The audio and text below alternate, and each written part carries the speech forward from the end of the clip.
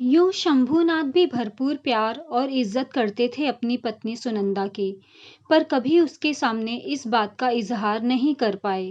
काश कभी उसकी तारीफों के पुल बांध पाते, कभी बालों में गजरा लगा पाते, कभी बाहों में बाहें डाले घूमने जा पाते। ऐसे न जाने कितनी बातें जो वे करना तो चाहते थे पर कर नहीं पाए। कभी आई लव यू सुनंदा जैसे प्यार के चार शब्द भी नहीं बोल पाए। रोजमर्रा की भागम भाग का असर कहें या जिम्मेदारियों के बोझ तले दबे हुए इंसान की मजबूरी, या फिर इसे झिझक नाम दे, पर सच्चाई यही थी कि कहने सुनने की बहुत सी बातें मन में धरी की धरी रह गई, जिसकी कसक सुनंदा के जाने के बाद उन्हें हमेशा महसूस होती रही। पर अब पछताए होत क्या जब चिड़िया चुग गई खेत। वो सोचते काश कभी तो सुनंदा को पास बिठाकर, हाथों में हाथ लेकर आई लव यू कहा होता, कभी तो गाड़ी में बिठाकर बेमतलब दूर तक सैर करवा दी होती, कभी तो कोई सरप्राइज दे देते। पर नहीं, ऐसा कुछ भी नहीं कर पाए वे। यहाँ तक कि भगवान केदारनाथ जी के दर्शन करवाने के लिए सुनंदा ने कई बार कहा, पर उसकी ये इच्छा हर साल अगले साल पर टल जाती और वे इसे भी पूरी नहीं कर पाए।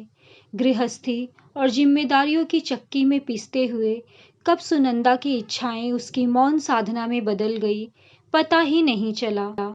जब उनकी शादी हुई, हनीमून जाने का प्रचलन शुरू हो चुका था, पर शर्मीले शंभूनाथ जी ये सुख भी सुनंदा को नहीं दे पाए।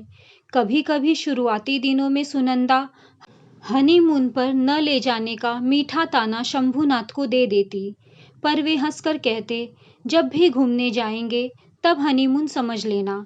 प्रेम कभी पुराना होता है क्या? घूमने जाना कौन सी बड़ी बात है, बस जिम्मेदारियों से जरा राहत मिले तो चले। पहले माता पिता की सेवा, फिर बच्चे, गृहस्थी के सैकड़ों झंझटों के बीच सैर सपाटा, मौज मस्ती के लिए अवकाश कहीं था ही नहीं।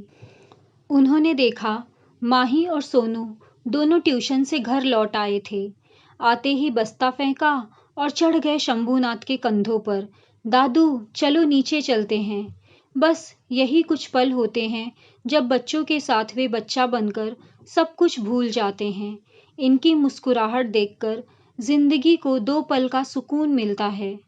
शंभूनाथ कुछ कहते, इससे पहले बहू की आवाज आई, चलो छोड़ो दादू को, आज पार्टी में जाना है, पापा आते ही होंगे, पहले कुछ खा पी लो, फिर पार्टी के लिए तैयार हो जाओ। वो माँ के पास दौड़ गए। माही 8 साल की थी तो सोनू 10 साल का। बस इनकी संगत में शंभूनाथ सारी व्यथा भूल जाते हैं। निश्छल निष्कपट इनकी मुस्कुराहट, मीठी मीठी बातें, छोटी छोटी फरमाइशें मन मोह लेती हैं। जब भी इनके साथ होते हैं, दुनिया को क्या, खुद को भी भूल जाते हैं वे। बच्चों की दुनिया मनोरम होती है, बनावट से दूर, एकदम सच्ची।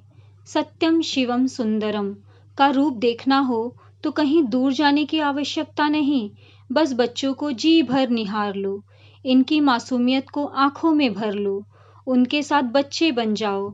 सारा तनाव, सारी थकान, सारी परेशानियां छू मंतर। सोचते हुए शंभूनाथ बालकनी में आ गए। हल्की सी ठंडी हवा ने उनका स्वागत किया तो उन्होंने दोनों हाथों को आपस में लपेट लिया। सुनंदा फिर उपस्थित थी। अरे मफलर, शॉल कुछ तो लपेट लो बदन पर, आपको ठंड लग जाएगी, फिर न कहना कि बताया नहीं। शंभूनाथ हल्के से मुस्कुरा दिए, फिर किसी ढीठ बच्चे की तरह वहीं कुर्सी खींचकर बैठ गए। देखा राकेश भी आ गया है। बहू उसकी चाय बालकनी में पकड़ा गई, जिसे वे घूट घूट पी रहा था। पी क्या रहा था, बकायदा निगल रहा था। न अदरक न इलायची, बस कम चीनी वाला गर्म पानी भर थी। हाँ, आज बहू के जाने के बाद खुद अपनी चाय बनाऊंगा, अदरक इलायची डालकर मसाले के साथ, अच्छी शक्कर वाली मीठी, और उसी के साथ खा लूंगा 2 रोटी सुबह वाली। रोटी से चाय बारे में सोचकर मुंह का जायका फिर बिगड़ गया, पर कोई उपाय नहीं। चाय सुड़क कर वे रसोई में कप रखने गए। देखा, बहू बेटे के कप पहले से ही धुले हुए हैं। उन्होंने चुपचाप अपना कप धोकर रख दिया।